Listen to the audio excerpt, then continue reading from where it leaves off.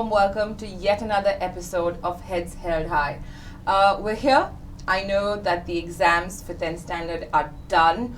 All of our lovely leaders from different schools who were here have given that very crucial test in their life and are now awaiting results. I know all the candles in all the churches are ablaze and the temples to say, God, please, please, please, the best marks possible. We're praying for you too. But while all of this was happening, in the background, a different chapter was being written in a lot of schools. New leadership teams have been taking their position, their place in the sun.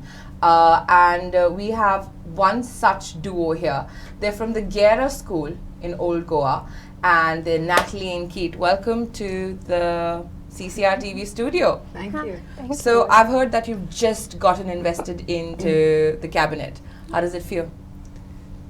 As they say, heavy is the head that bears the crown, and it does feel like that. It does? What about you, Natalie? It's very exciting. Like, this is something I think a lot of us have been waiting a long time to happen, and we've all just been awaiting this moment. So the fact that it's finally here is very exciting. It's very exciting. I asked this to a couple of other students who had come here. The head boy, I said, when was that moment that you truly felt like a head girl or a head boy? Was it when they put the badge on you? Was it when they called out your name? Was it like 5 days later when you had to mind a class? When's that moment? Or is that moment still yet to come for you, where you truly feel like, oh, I'm the head girl, or oh, I'm the head boy? When does that happen? I would say it's when I'm walking down the corridor, because there are a lot of people that greet me by the title head boy, and it's almost as if they've forgotten my name. That happens. I agree with you. I think younger kids especially, they want to look up to an ideal. They want to look up to a person, and for them, a head boy or a head girl is a big designation to have. So you no longer Natalie or Keith, you're head boy. Good morning, head boy, and good morning, head girl. What about you, Natalie? When did it sink in? For me, I think it was when I gave the first address at the investiture. Yes. So, because, with the principal, the coordinators, the chief guest, and all of the parents being there to speak in front of them as the newly elected head girl, that's when it really sunk in. Yes. And was there a lot of nervousness? Were there nerves? Did you feel the pressure of it? I got all the nerves out during all the practices. Like, whenever we rehearsed it, whenever we practiced the investiture, the ceremony, that's when all the nerves came out. On the day, they were just gone. They were just gone. Perfect. I won't ask you questions like how does it feel later on, what have you learned, because you still have a long journey to go. You've got an entire year to go. But I do have one question that is something that I think I'm curious about too. What is it as a leader in a school or in an institution that you learn that you think you're going to carry on for all of your life? What's that one skill that you acquire? Well, I think it's that this is something, I think I said it in my election speech as well. It's that the student council or any leaders, they're there for the people. Yes. Maybe they're not there to be people pleasers, but they're there to make sure that their people are living fruitful lives and they're living happily. And I don't think you're a good leader unless every single person who looks up to you as a leader is being well respected and treated well. So I think that's one thing. It doesn't matter whether you are the president or the prime minister, or you're the head girl or the head boy. Your people or anybody who looks up to you needs to be well respected and well treated and living well. And I think that's something I'll carry throughout my life. Yeah, so you're gonna first of all learn to do that. Yeah. Because at a small scale it might seem a little easy. But on a larger scale, when you're looking at 200 odd people, to respect them and in differences in opinion, it's going to be a challenge. So that's the skill that you are going to learn and then you're going to take forward. That's pretty noble. What about you? I would say keeping my word, because as head boy, I have made quite a few promises, and by the end of the academic year, I'm looking forward towards just keeping them. And that's something I would carry on in life. Keeping my promises to people, I've actually told them. Yes. Like, let's say, I promise that I will pay you if you win this game. Then I will. Because I must keep my promise. And that's what it makes sense. Yeah, I think in small things and in big things, you're talking about your yes being a yes and you molding that forward. Great. there's another thing that is quite curious about everybody who becomes a leader. It's not like you woke up, you're in 10th standard and you're like, today I'm going to be a leader. I don't think that happens. It starts pretty early. When do you think is early? I think as soon as you join the school. Oh, okay. Like I personally joined in the 8th standard. Okay. So I joined, I would say, quite late. Okay. But it doesn't matter what grade you join in, you can always do anything to prove that You're you a should leader. be given that opportunity and that you do have those qualities. Fair. Like we have our primary prefects in the 5th standard. They are not in the 10th standard. They are very young, but they can still join in the 4th standard and show their teachers that they deserve to get this position. So I think as soon as you join, there's always going to be places for you to show that you deserve a leadership position. When did it happen for you? Do you have like a moment? A moment? I think probably in the 8th standard during any English class. I'm very talkative. Personally, I find that I'll just talk. And every time we join an English class, I noticed that if anybody wasn't talking, I'd be like, do you want to say something or do you have anything to say? And I feel like maybe that was a place where I proved that I could be fit for a leadership role, because leading is not always about taking the torch and running with it. It's also about passing the torch to the people behind you. I like that. We can quote Natalie Morera on that. Leadership is not only about holding the torch and running with it or being front leaders or front bearers. It's about taking the torch and sharing the light, starting a conversation, making sure everybody sits together during recess and shares a meal. It's about being a team player. So yes, I agree. Oh my God, it's like this little light bulb moment that I'd like to underline in this video, where you take back this, no matter which grade you are in, grade 5, grade 6, grade 7, even maybe grade 3 or 4, and you can understand what we're saying at this point of time. Be a leader, but not in just the sense of leading front forward, but leading with acts of kindness, with getting people together. What about you, Keith? I would say a leader can be formed at any age, really. It's from the moment you step into the world, and it's the way you carry yourself. Maybe at home you could say that, yes, I am a role model to the people in my corridor, for example, because they may ask me a few questions and then I may answer it. Then I may help them with a few questions they may have about how it is to be older. But for me, I think the moment I became a leader was when I was elected Yellow House captain, because that's when I realized I am the house captain now and I must carry out my duties. And there's a whole house behind me and I cannot let them down. I agree. Sometimes leaders are also created when you give responsibility. When the teacher makes someone a monitor and says, okay, you are going to mind the class for grade 4B history, and suddenly a leader emerges. They know what to do. They're not loud. They're not bossy, and it kind of goes well. So yes, there was this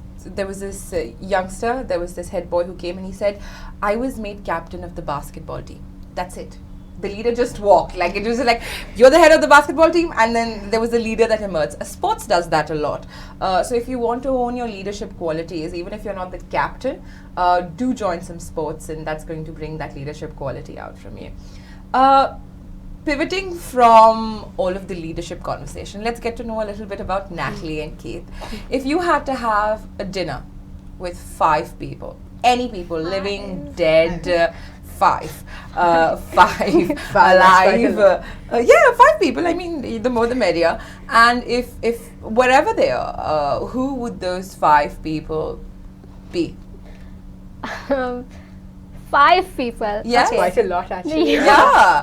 I would say all the members of the Beatles. That's nice. 4 already. Oh, that's nice. And probably Julius Caesar. Why not? Why Julius Caesar? That's a good one. Why Julius Caesar? Julius Caesar, he was a really successful politician in his time. It was quite sad that he was eventually assassinated due to all good politicians are assassinated, but yes. Oh then they're shining bright and then they get the bullet. But okay, Julius Caesar and the Beatles. I like this combination. We can do fictional characters. Yes. What will Beatles talk to Julius Caesar though? I mean, what's going to be their conversation? They would probably be talking about peace, because that's what the band was about mainly. So fair point. I like how Keith's thinking. If there's a 6th seat available at that 6 table, seats. I'd like to come and join you, just in case. What about you, Natalie? I like that, by the way. Yeah, but that was nice. I love the fact that we can do fictional characters. Yes, you can. I think, oh my, it's actually very difficult. It is. I know It's 5 very is difficult. very difficult. But you can Yeah. start with 2 and then 3 and Yeah, then move on to well, 5. Stan Lee, probably. Okay. I love Marvel. All right. Wait, so then I can just do all the Avengers. Okay, you can do all the Avengers, no, yes. so But no, you actually- have to name your Avengers. Okay. You're going to have to name Yeah, them. okay.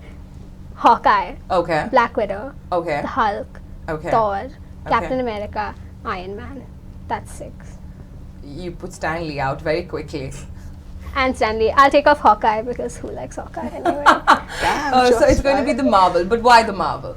I think I've been watching those movies, reading those comic books since I was really small, and I don't know, it's like something about those characters. If we're talking about leadership positions, they've definitely got those, and Yes. they've definitely taken the cake at that. Yes, they have. So I taken- think that would be like a fantastic thing to just Yes. talk to them and learn about Yeah, what the sacrifice and Stanley, I think if ever that conversation happens, I think having a conversation with someone who's able to create so Yeah, much, that vivid imagination. I'm sure that would be a very fulfilling conversation. I get to know a lot about the two of you through that conversation. What is something that you would like to pick up as a hobby? Now you're a leader, you have lots of studies to do, but if you had to pick up that one hobby where you had the time to do it, what would it be? I would probably just say improving at the guitar, because I play the guitar but I'm not that great. I need to put more time towards it. So if you had time, you'd I put it would- to an existing skill. Smart move. Existing. I want to learn crocheting. Crocheting. Yeah. Oh! Any hobby where you can make something, like a hobby that can produce an outcome. I like things like that. Okay. So like crocheting, knitting, Okay. quilling. Mm, Yeah, that's crocheting. nice. I would like to try crocheting. That's nice. Crocheting. That's up the list. I think it's very what's the It's word for it? therapeutic, just Therapeutic sitting also. with, it, like, the it needle. calms you down. It's almost like I think that's good stuff. Moving from there to a very related question. If you had to teach a subject, not just at the Gera school, but at any school, just let's take in any school, you can choose any subject you like and you could teach it. You are the teacher, or anybody else is the teacher, someone professional, someone knows, and that's a subject that should be in the classroom. What would that subject be? We can do pre-existing subject, or we have to Pre-existing cover- subject, it can be a subject that's new, it can be something that's a hands-on subject, whatever it is. What would be that one subject? I would say history. Yeah. History. I am a history buff. too. Okay. I love history, and teaching it would probably be Yeah. my utmost goal. Because history, the beautiful thing about history is that it allows any perspective. You can support a person, you can be against a person, but towards the end, you just need to justify why. I get okay. Yeah. What's your reason for history? Pre-existing- Your eyes pre-existing have lit subject. up, both of Yeah, you. I The know. history. We're Okay. both history we both students. It's Okay. very fun. There's something about a subject like history in which, as Keith said, everything is subjective. Yes, you have your facts, but you can also take those facts out, go out on a tangent, come up with the most insane theories ever about anything. And I think that's one thing that's very fun about history. You can become very passionate about it. Both of you must really love your history I teacher. do. Who's your history teacher? Miss Miss Lizelle. No wonder. Okay, so you sometimes I think it's the teacher also who makes the subject. It's the subject that Definitely. makes the teacher. But I like this. I think to have, when we think of history, when I think of history sometimes, and I've not had your teacher Lizelle to teach me, but when I think of history, I think of learning by rote dates and numbers and who was assassinated when and why were they assassinated, who went to war with whom. But to think of it as why did they go to war, and should that war have happened, or who was right or who was wrong by my perspective, I think that would also show me where my stand is, what my ethics is. So very closely linked to, I think, later on philosophy, history, Yeah. philosophy in that sense.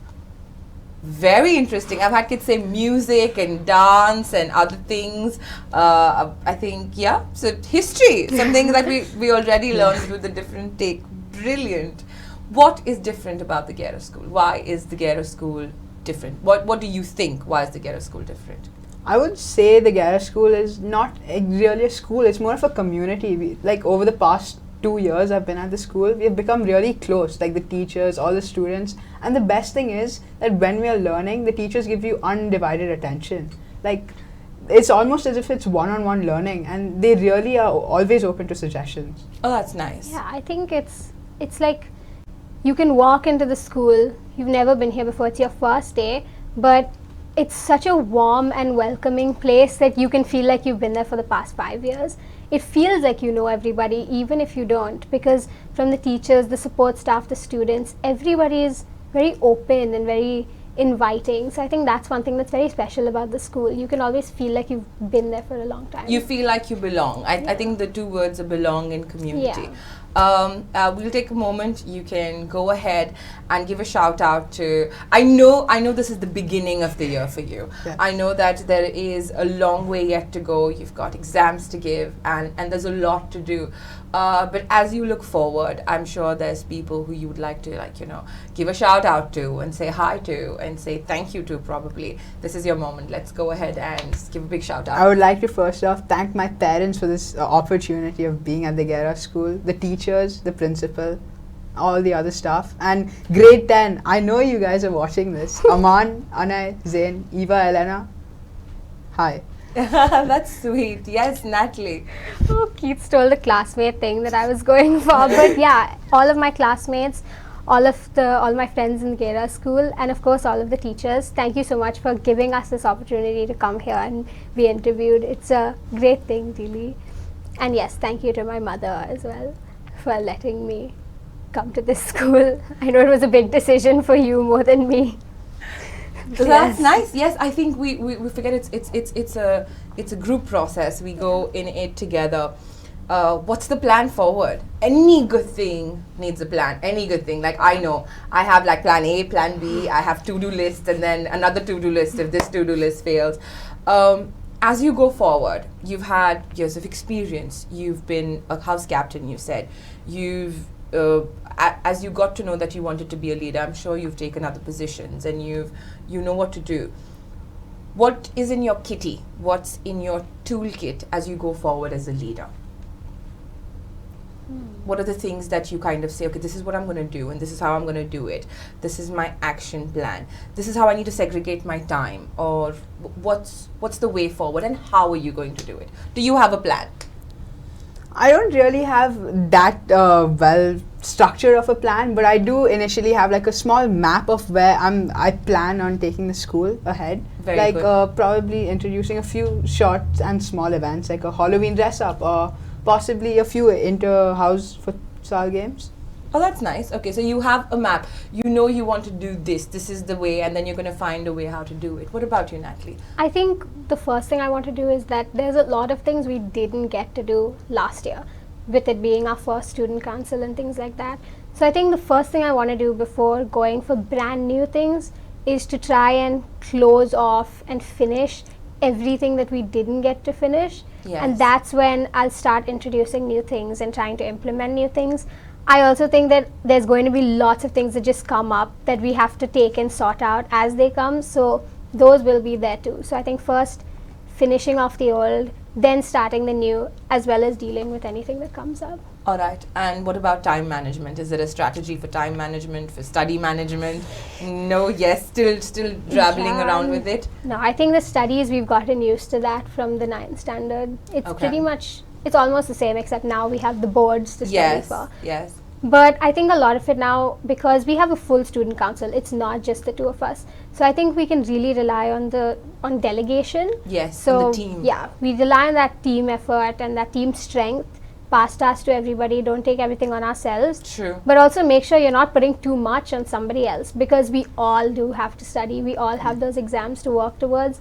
So I think a lot of the time management will, yes, rely on sharing tasks and helping each other out. That's a good plan. That's a very good plan to go. For everybody who is watching, you are getting ready for yet another year. You could be in grade 10 or grade 9, crucial years both, or even moving to the middle school, or you could be going just to grade 5 or grade 4.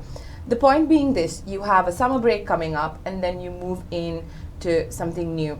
what would really help you, and something that has helped me, is to kind of say, okay, on an average, I will give this much time, and this time, a 5 to 6 in the evening, is dedicated for me to just relax, skateboard, cycle. I'm going to try and do that. Or the time in the evening, because I'm very productive, 7 to 8 or 9. Having a schedule, having a tiny plan as you move forward will really help you. And do all the fun things that you want to do in the summer. Like, just have a fun summer. Like, enjoy yourself, go out, so that when you go into the new year, you're like, okay, we're set, we're prepared. Anything that, as head boy and head girl, you would like to tell everybody who's watching from the Gera school, or any other students who are watching? You've just been elected. You've gone through the process. You have, given your speech. You have got the votes. It's very new. If there is someone, let's say from grade 5 watching, a friend or a person who looks at you and says, oh, that's the head girl, or that's the head boy, what should these students, what should these people do to not just be selected and nominated, but to cultivate that leadership in them? Why don't you go first, Natalie? Well, I think you should always just stand up for what you think is right. A leader is not born because they do everything that other people say. A leader is born because they go against the grain, and they try to show others what they think is right. So it doesn't matter whether you're in the 5th grade or the 10th or the 8th. I think you should always take the opportunity, wherever you get it, to show other people what you believe is right, and you should always take the opportunity to stand up for what you think is good and right. It's a good one. What about you? I would say take part in extracurricular activities, because the more you take part in, the more opportunities you are given. So the more I would say that's the best thing. And the most important of all, relax. You have a lot of time. You have at least 4 or 5 more years. So enjoy the key moments of your life right now. Yeah, I like how Keith's saying it as if, like, you know what, once you reach grade 9 and 10, there's no fun. Like, you've got to put your head down and work all the time. I'm sure there's going to be fun in the year that comes up also. I hope that you have a lot of magic moments that make you truly proud, and moments that really make you feel like, wow, this is what it is to be a leader. Because I know I asked another student and I said, so what do you think, and this is a question you can answer if you want to, what do you think people miss out on when they don't become the head boy or the head girl? Like, there's a certain, we don't think about it, but when you become something, the others who don't become it, especially think about classes of 30 people, 40 people, when the Loyola students had come here, or even Don Bosco's, they have a 10th standard batch of 90 students, or 100 students, or 120 students. Now, when 2 people become the head boys, or let's say 2 or 3 people become the head boy and head girl, you've got 80 people or 90 people who are not part of the cabinet. What do you think they miss out on? What do you think is an experience you can only get being in a leadership position in school or in any place? And it's okay, but their answer to me was, they said, you get to be the best version of yourself. You just grow, and you expand. So I hope you make really, really good decisions, and that you become the leader that you are. Thank you for being here. A big thank you to the staff, and of course the principal of the Gera school, for letting Natalie and Keith come here. And we wish you too and the school a great and a successful year ahead. Thank you. Thank you.